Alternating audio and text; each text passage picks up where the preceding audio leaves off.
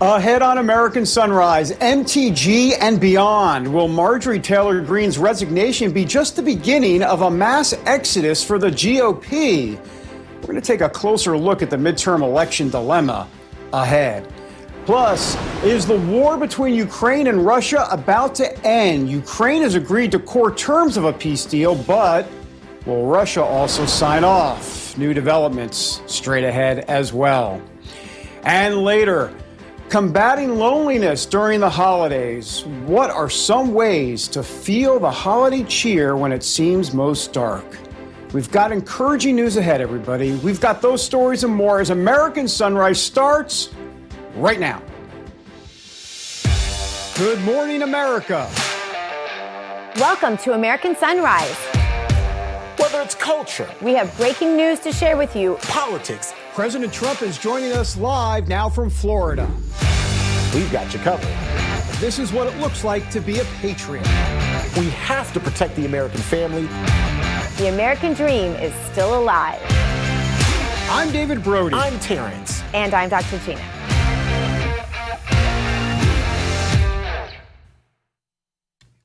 Good morning, everybody. Happy pre-Thanksgiving.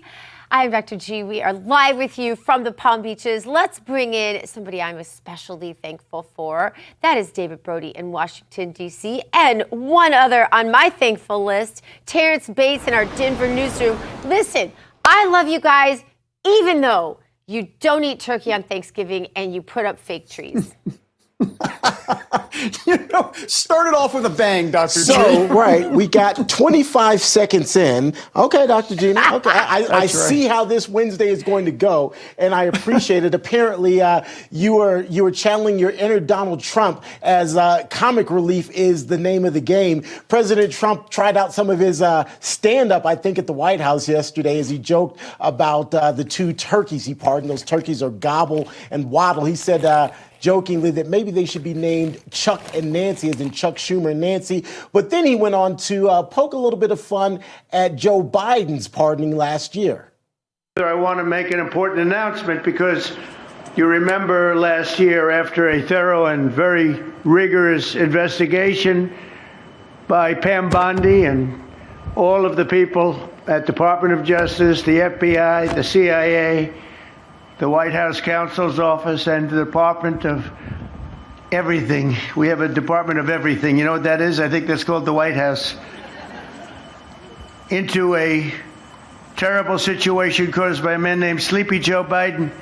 He used an autopen last year for the turkey's pardon. So I have the official duty to determine, and I have determined that last year's turkey pardons are totally invalid. I'm sorry, I'm still laughing. I was sitting here yesterday during that entire episode, and I literally was laughing out loud sitting right here on this set as we were reporting on that. Dr. Gina, I know you're amused as well. I see the smile on your face. Yeah, it's so funny. He is such a funny human. And I often wish that those who suffer the most from TDS could just see that side of him. Because I feel like if you can see that side of him, like even when he doesn't mean to be funny, he is hilarious. I see the thoughts in his mind like a ticker across his forehead sometimes. You can see what he's thinking even when he's not acting on it. And it's so comical. But I have one great exception I want to take. I wanted the turkeys to be named Gobbledy and Gook. I think those are perfect pardoning turkey names. In honor of David Brody. Nicely played. In honor of David Brody. Nicely played. Yeah. Well, thank you, and honor accepted. Thank you so much, Gina. A couple of things. If you need President Trump after he's done with his second term, he'll be in Vegas doing a stand-up act. Because this, I'm telling you what, he is something else. And liberals, they just can't take a joke. You know, the beauty, I think of Ronald Reagan, and you know, Ronald Reagan criticized his opponents with a butter knife. Trump does it with a chainsaw. But it's just phenomenal to watch, isn't it? It's hilarious. I know the liberals will hate it and say, oh, it's not becoming of a president. Oh, how dare he, you know, and all. Oh, come on. Look, he's having some fun. Deal with it. I love it. And you know who else is really funny just like him that we don't know about yet, but we will know? His son, Barron.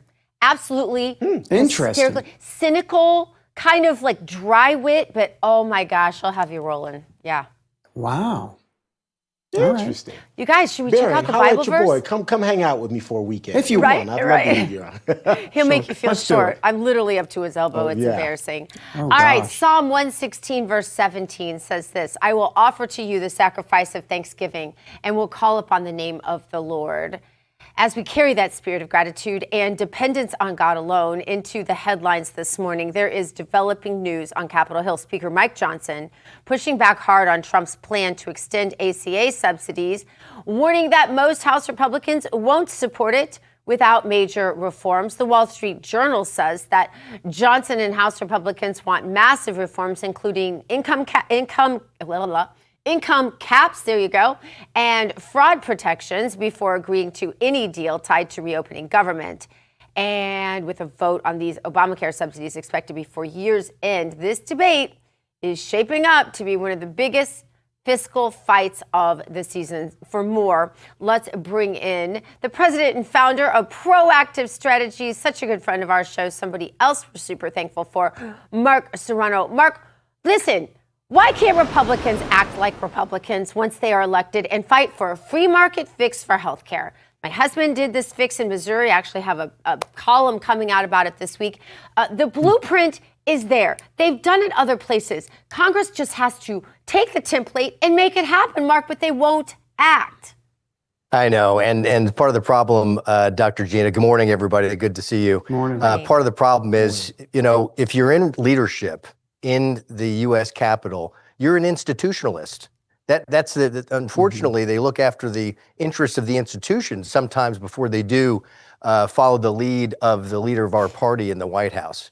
So look, I think a lot of this is posturing that's going on right now. The president himself said the other day, I don't want to do an extension of these subsidies, but we might have to do some sort of an extension just to get a deal. And that's what's going to happen. The Republican caucus doesn't want to do an extension, but there are some members in marginal districts, Republican members, who are going to need some sort of extension to defend themselves in midterms next year.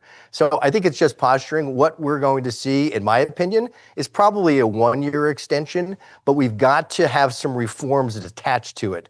We have to eliminate some of the fraud. We have to prevent abortions from being conducted with these subsidies, funding it, and we've got to make sure illegal aliens are not receiving coverage. So I think we're just going to be seeing some posturing. We're going to see some sort of deal to get this issue off the table. If we really want to reform healthcare in America, we got to get rid of this steaming pile of garbage called Obamacare. Yes. And you don't do it with one big vote. You do it by dismantling it piece by piece, and it may take for us to eliminate the filibuster in the Senate to start that process. But Mark, just as a follow-up, I mean, there's so much they could do. Right now, every single Christian out there still has to pay for abortion, trans surgeries, and gender mutilation. That is ridiculous that any of us are covering that. To really win midterms, don't Republicans have to do something courageous here? Yeah, and I think the president will back up Mike Johnson to do that. I think they will form a plan that forces the Democrats to agree to these reforms. Keep in mind, these subsidies only came about with funding for COVID. It's just a sign that Obamacare was a disaster, and our messaging has to circle around the idea that the Democrats own this wholly. They own Obamacare. They own the subsidies. It's a disaster. Can you imagine? This big system requires subsidies for it to even survive. But yes, Gina, I think what we'll see is a deal that eliminates all those things. Yeah, and 1 year extension probably politically, sadly, makes sense because that would come, of course, then after the midterms. Well, it would come after the midterms. And let's just be honest. This is politics. This ain't moral, high ground stuff. Let's just be clear about that. Hey, Mark, NBC News with the headline. It's not just NBC News. It's pretty much everywhere. Ukraine saying it hopes to finalize a peace deal. As the U.S. and Russia are holding new talks as well. Ukraine now hasn't publicly accepted the deal yet, though they seem like they pretty much have. Russia's waiting to see any changes. What do you think? I mean, we've gone from 28 points to 19 points. I can't keep counting, but it's going down. Mark, what do you think? You think this is going to happen? Well, I do. I mean, look, that was the Ukraine agreeing to a deal. That's the easy part. Now comes the hard part, with Putin. Yep. And the reality is this ultimately, I think all along has boiled down to two primary issues. It's the Donbas region and control of that by Russia and NATO membership. primarily, I think those are the two major issues that President Trump has to work out with Putin, and then we'll get a deal. So this is the hard part that lies ahead. I think Steve Witkoff has got his hands full with Putin, but they have a pretty good relationship because they've been negotiating for months. So the president's got a good team on the ground over there, and I think we can get a deal. Look, I don't know that we'll have a deal by December 31, but for what it's worth, Ukraine met Donald Trump's deadline, which was Thanksgiving Day. And they've supposedly, according to reports, they've agreed to the deal on their side. Now comes the hard part, but really it's going to boil down to those two major issues. Mark, I want to bring the conversation back full circle. At the beginning of our conversation, you said that basically all Congress members are institutionalists, which brings me to this punchline news headline, which reads, "What MTG got right." And the report goes on to hint at more GOP resignations could be coming. MTG, of course, announced resignation last week. So what do you see all of this meaning, particularly as we move forward to the midterms and in the from the idea of the institution? Is the GOP part of the institution slowly but surely potentially crumbling if there are, in fact, more resignations? Yeah, perhaps. That's a good point, Terrance, because I think in Congress, you've got politicians and you've got leaders. Politicians, when things get tough, they crumble. Leaders, they hold steady. They hold firm. And that's what we need is more leaders in Congress. What I think may happen is we may see some new retirements, and I think it might represent an opportunity for us to get more MAGA members of Congress elected next year. It's kind of like the way that the Forest Service prevents forest fires is clearing the underbrush. I think there are a lot of members of Congress that are that underbrush. If we can clear it out, we can prevent a forest fire in the midterms. But, we need more leaders, and I think the way to get it is let's see some retirements, and let's see some of these age-old establishment Republicans out, and let's try to get them replaced by people who will fully support the golden age of America under President Trump's leadership, starting in 2026, 27. That means we engage hard in primaries. We ask candidates the hard questions. We put in our time and talent to elect those candidates in the primaries. Not as much in the generals. I mean, yes, you have to vote in the general, but that is not enough as a citizen of this country anymore if we want to stay free. Amen, sister. You're right. We could sing this song together, Mark, and take it on the road. All right, Mark Serrano, thank you so much for being here. Mark. Have a beautiful Thanksgiving, you and your amazing family. Thanks for being with us today. Happy Thanksgiving, gang. Have a good day. Coming up, we check out the hottest headlines from the RAV newsroom. I think Terrance Bates will give us that. And later, the younger generation's views of Israel. What has furthered this divide we are seeing in this country between pro-Israel and anti-Israel sentiment? We're going to get an explanation soon, right here on American Sunrise.